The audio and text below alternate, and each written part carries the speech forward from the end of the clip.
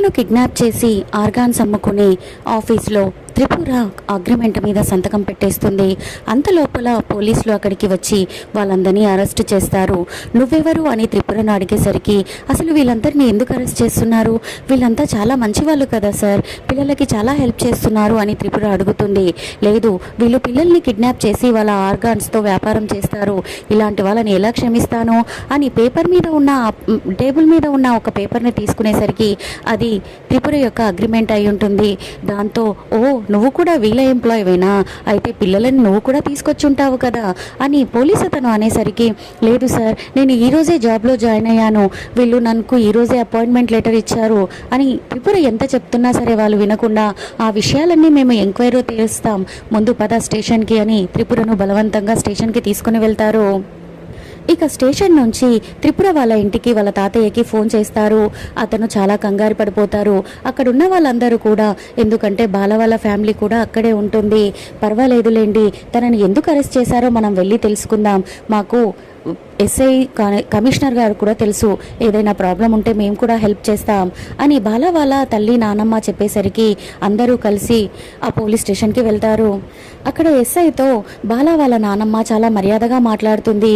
కానీ అతను పొగరుతో ఈమె దొరికింది, ఈమె పిల్లల్ని కిడ్నాప్ చేసింది అని త్రిపుర మీద నిందలు వేస్తూ ఉంటాడు.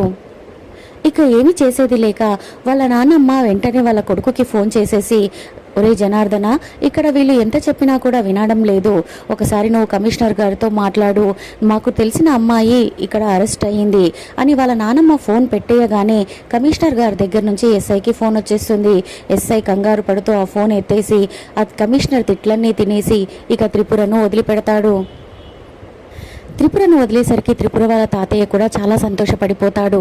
త్రిపురను బయటికి తీసుకుని వచ్చిన తర్వాత బాలా వాళ్ళ నానమ్మ వాళ్ళమ్మ యశోద ఇద్దరూ కూడా, త్రిపుర, నువ్వు మా బాబుకి కేర్ టేకర్గా పనిచేస్తావా, నువ్వు అలా చేస్తే చాలా బాగుంటుంది అని మేము అనుకుంటున్నాం, నువ్వు పక్కనున్నప్పుడల్లా మా బాలా ఫేస్లో కనిపించే ఆనందం, తనలో వచ్చే చేంజెస్, తను ఖచ్చితంగా నీ వల్ల నయం అవుతాడు అనిపిస్తుంది, అందుకే నిన్ను ఇంతలా రిక్వెస్ట్ చేస్తున్నామమ్మా అని యశోద బతిమిలాడుతూ ఉంటే వాళ్ళ తాతయ్య కూడా, అమ్మా, ఆడపిల్లను ఎవరింటికైనా పంపడానికి నేను ఇబ్బంది పడేవాణ్ణి, కానీ బాలా లాంటి మంచి మనిషి నీకు పక్కన ఉంటే నీకు మంచిదే జరుగుతుంది, వాళ్ళమ్మని వాళ్ళ నానమ్మని కూడా నేను ఇప్పుడు చూశాను, వాళ్ళ దగ్గర నీకు ఎటువంటి ప్రాబ్లం రాదు త్రిపుర, ఒప్పేసుకో అని పర్మిషన్ ఇస్తాడు.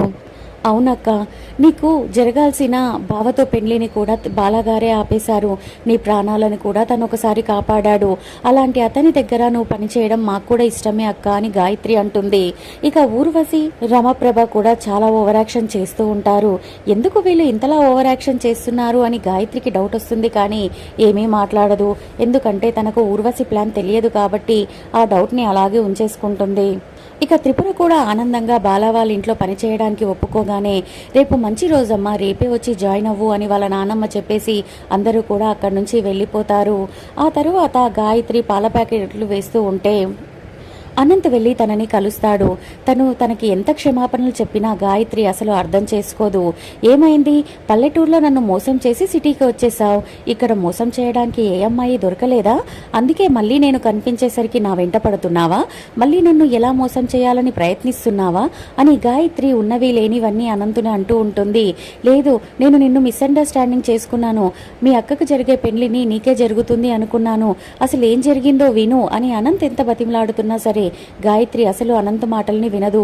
చూడు, మా అక్క మీ ఇంట్లో జాబ్ చేస్తుంది కదా అని నేను కూడా నిన్ను క్షమించేశాను అని అనుకోకు, మీ అన్నయ్య వల్ల మేము చాలా హెల్ప్ పొందాం, మా అక్కకు జరగాల్సిన పెళ్లిని ఆపేశాడు, అంతేకాకుండా మా అక్కకు చాలాసార్లు ఇండైరెక్ట్గా హెల్ప్ చేశాడు, అందుకోసమని మా అక్క అతని దగ్గర వర్క్ చేయడానికి ఒప్పుకుంది, అంతే తప్ప నీ కోసం ఏదో కాదు, నువ్వు ఇప్పుడు ఇలా వచ్చి మాట్లాడినంత మాత్రాన నువ్వు చేసిన తప్పు కాకుండా పోదు, నీ వల్ల నేను ఒక గుణపాఠం నేర్చుకున్నాను, ఎవరిని కూడా అంతలా నమ్మకూడదు అని గాయత్రి అనంతుని తిడుతూనే ఉంటుంది. అనంతు మాత్రం చాలా శాంతంగా గాయత్రికి సమాధానం చెప్తూ ఉంటాడు. అయినా సరే వినకుండా గాయత్రి కోపంగా అక్కడి నుంచి వెళ్ళిపోతుంది.